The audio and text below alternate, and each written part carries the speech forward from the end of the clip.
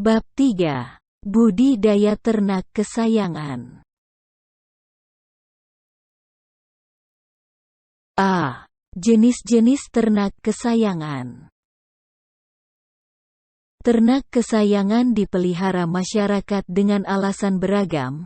Ada yang memelihara ternak karena keindahan bulunya, karakter suaranya, dan kelucuan perilakunya.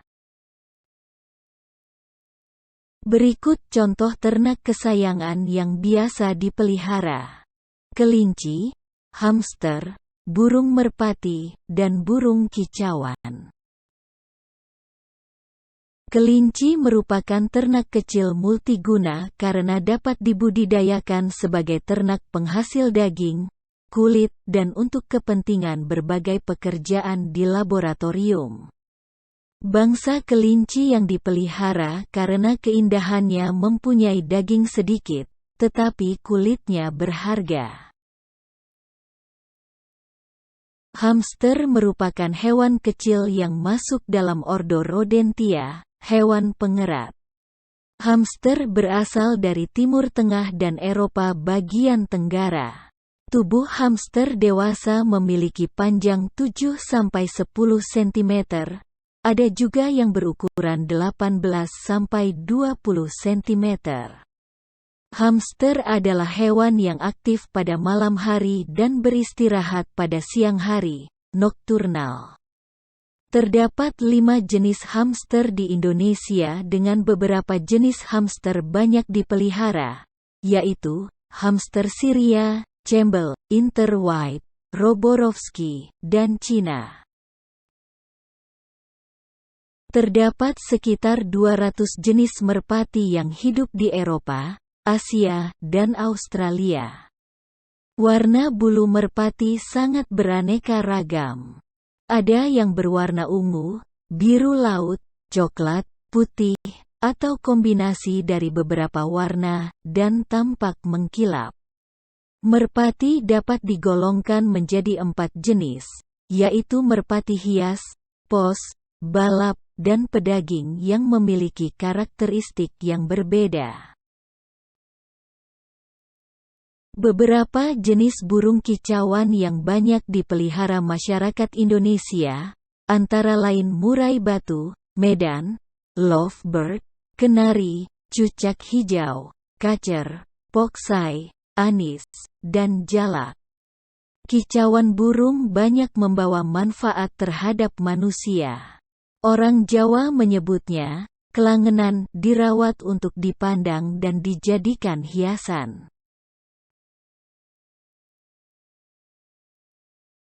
B. Sarana dan teknik budidaya ternak kesayangan. Setiap jenis ternak kesayangan membutuhkan sarana produksi budidaya yang berbeda-beda sebagai berikut. Bahan-bahan. Yang pertama, hewan yang akan dipelihara. Secara umum, pemilihan ternak kesayangan yang baik harus memiliki kriteria, seperti tubuh tegap, gerakannya gesit dan lincah, bulu halus mengkilap dan tidak rontok, pandangan mata tajam, nafsu makan baik, bagian kaki tidak bengkok. Yang kedua, pakan. Pakan ternak adalah semua bahan yang diberikan kepada ternak, berupa campuran berbagai macam bahan organik dan anorganik untuk memenuhi kebutuhan zat makanan bagi pertumbuhan, perkembangan, dan reproduksi. Nutrisi yang harus terkandung dalam pakan, di antaranya energi, protein, mineral, vitamin, dan air. Yang ketiga adalah obat-obatan.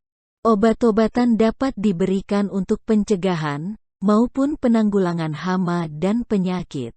Obat yang diberikan bisa jenis alami dan buatan.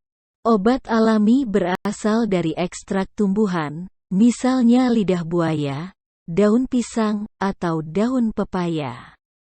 Obat buatan berasal dari zat kimia yang dapat mematikan sumber penyakit. Kemudian air. Air mempunyai peranan penting dalam budidaya ternak. Air harus memenuhi persyaratan tertentu agar ternak dapat tumbuh dengan baik. Pemberian air untuk ternak sebaiknya diberikan ad libitum, tidak terbatas.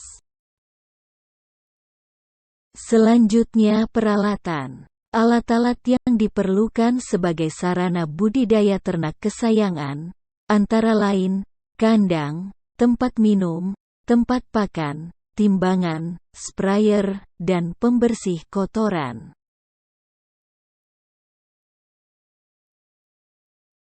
C. Tahapan budidaya ternak kesayangan.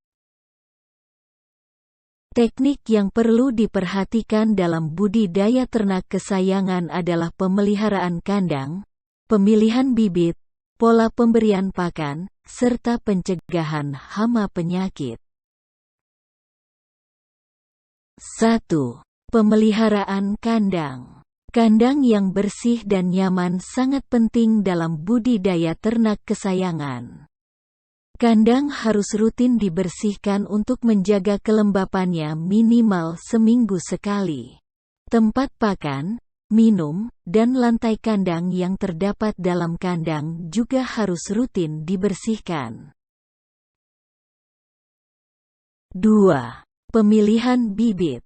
Bibit ternak adalah ternak yang mempunyai dan mewariskan sifat unggul serta memenuhi persyaratan tertentu untuk dikembangbiakkan.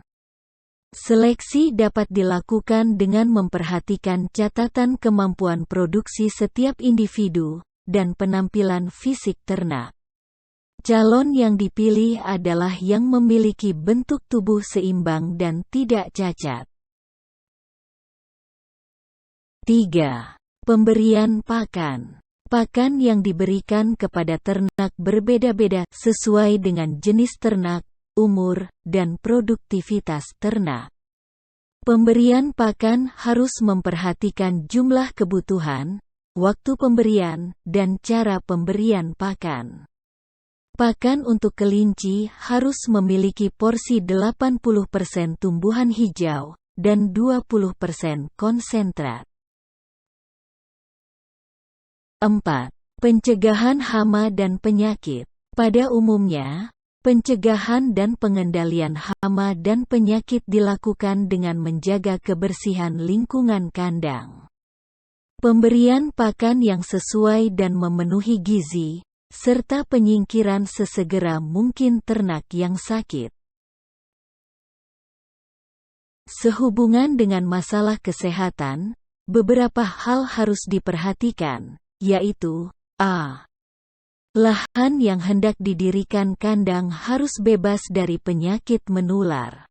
B. Kandang harus kuat, aman, nyaman, dan bebas penyakit. C. Periksa kesehatan ternak yang baru dibeli. Jika terdapat tanda-tanda kurang sehat, ternak dapat segera diobati. D. Jaga kandang dan lingkungannya agar tidak lembab dan bebas genangan air. E.